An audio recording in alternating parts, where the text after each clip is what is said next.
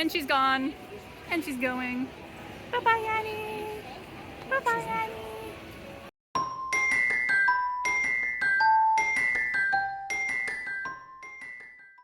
Hello everyone and welcome back to my YouTube channel. Today I'm taking you on the rest of my journey throughout Tokyo. After we said goodbye to Annie at the airport, Corey and I headed to Nakano Broadway. We had wanted to hit this up with Annie, but unfortunately we just didn't have the time or energy to do so. Of course, as soon as we got to Nakano Broadway, we ended up going to find someplace to eat. And we found a really nice little tonkatsu restaurant that was very, very small. I think it only sits like 8 people. And it was absolutely delicious. Like, scrumptious. I didn't film much in Nakano Broadway, mostly because I didn't really know what the rules were. But after we did a little bit of exploring, we went to our hotel at Koenji. And we got a spectacular view of the neighborhood. It was so cool with all the lights, and we were able to see all of the activity in the courtyard below. We did some nighttime exploring because it was really hot and we were starting to get tired of the heat, and it was so nice to see all of the beautiful lanterns and see like just the cute little shops.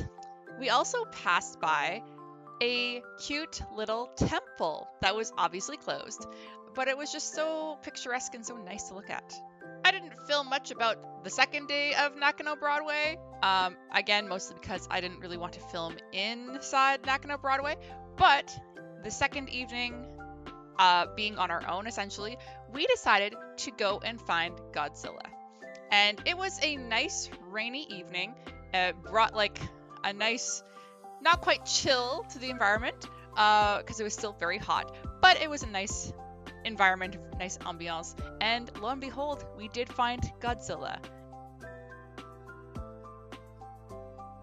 The next day, we decided to do a little bit of walking to kind of wake ourselves up and just enjoy the neighborhood a little bit. We did have plans to go to the Tokyo Metropolitan building, and when we got there, after taking a couple of trains, we saw some really beautiful architecture, some, typical skyscraper type buildings, and it was really nice area.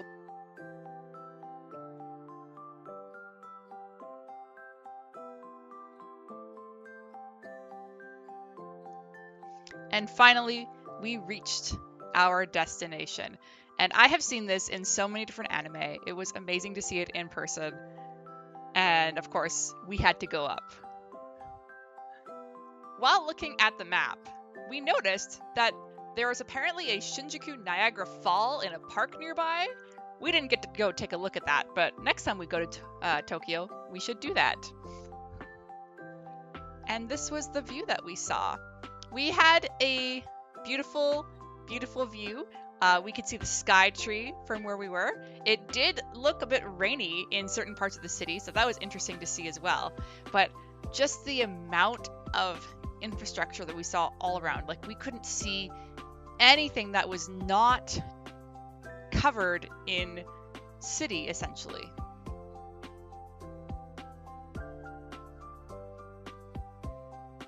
You can see where the rain is falling. Yeah. In the distance. It's a heavy rain over there.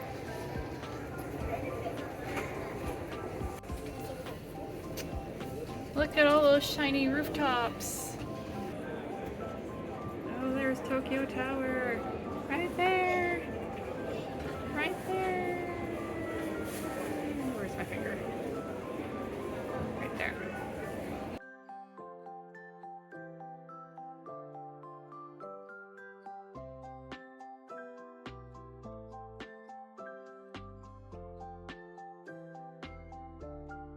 After finishing up our visit of the Tokyo Metropolitan building, we headed over to the Imperial Palace.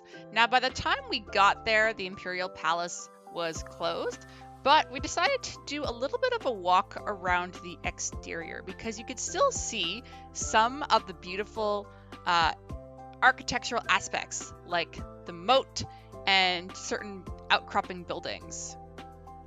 There were quite a few water features that we saw in the area, like this beautiful fountain area.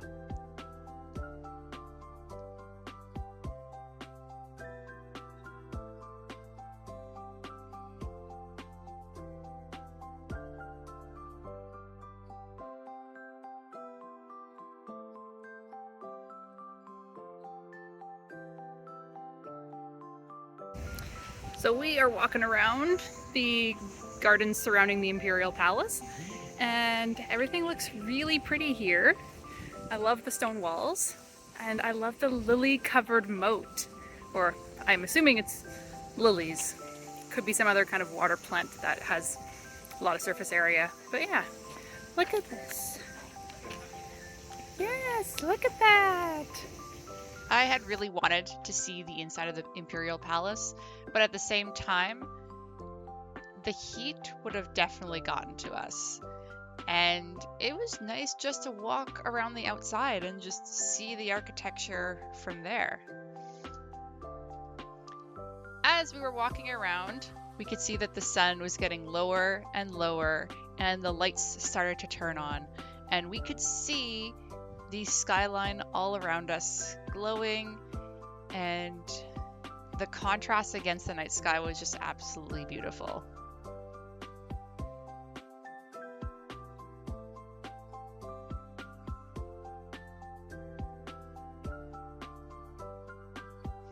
Finally, it came to our last day in Tokyo. We signed out of our hotel, got on the train, and headed to our last destination. We ended up dropping off our bags at the train station, and we used one of the coin lockers before we headed over to the Meiji Jingu Shrine.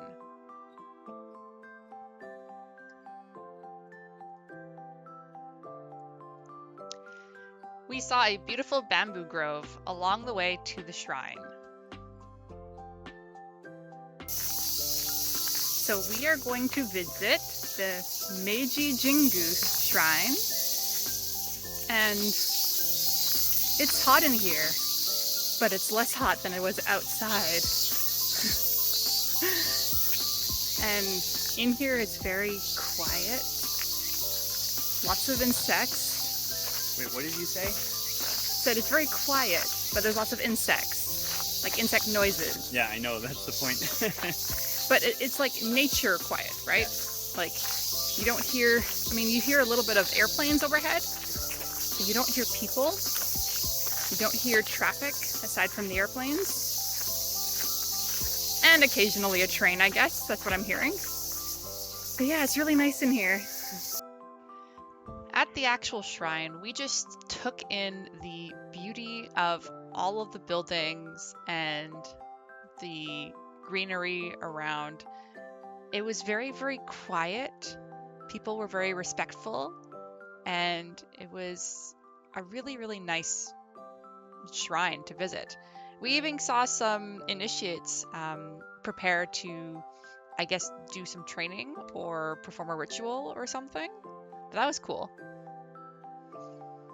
And before we knew it, it was time to leave Tokyo and head off to the next leg of our journey.